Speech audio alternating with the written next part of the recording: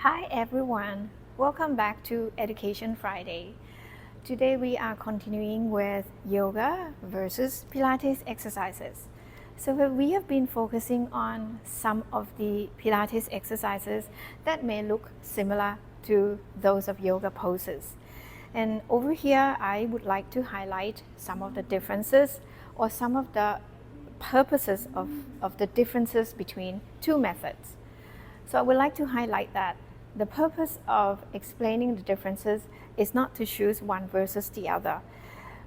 The goal is to understand why we are doing those exercises so that we can help our client accordingly. So here, this week, we are going to focus on Swan dive.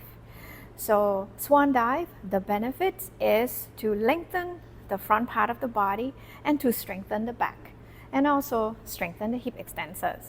It is a full spinal extension and hip extension exercise.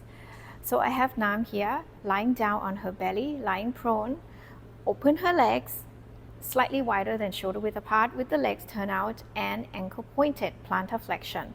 She has her arm bent by her side of the body. So now she's going to take a deep breath into the nose. As she exhales, she presses into your hands and she starts to glide the eyeline forward. She starts to lift the head, the neck, upper body. And now she needs to engage hip extensor, engage your core, pull your tummy in, reaching long to the toes. So you can see here that her neck follow the line of her thoracic spine nicely. And now she's going to glide her eyeline down slowly as she comes back down, one vertebra at a time. So she's demonstrating Swan dive prep for you to see how the spine should look like when you are doing this exercise. So she's going to do one more time. Inhale to the nose to prepare. As she exhales, she presses into your hand.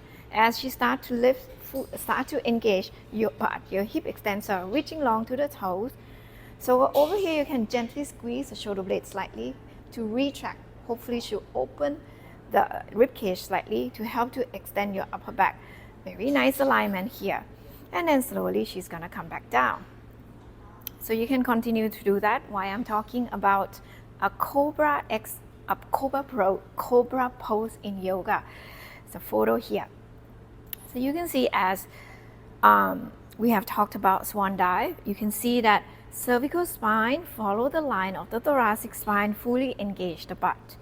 In yoga pose, you may extend the cervical spine further. This is not to say that is bad, but you know that you are extending the cervical spine more than the natural alignment of the cervical spine. Whereas in Pilates Swan dive, we want to maintain the same curve according to the thoracic spine.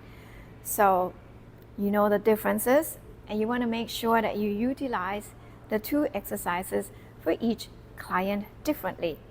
For example, the client who have neck issue, neck pain, you may not do all the way overextending the neck, because that may be, contributing to the pain in the neck, and rather focusing on the back muscles and hip extensor muscles. In yoga, maybe you want to feel like you want to stretch the front part of the neck further, so you're just gonna look up and feel the length in the front part of the neck. So very different. So depends on how you would like to do it. And I hope you enjoy this episode and come back next week. Bye. Okay.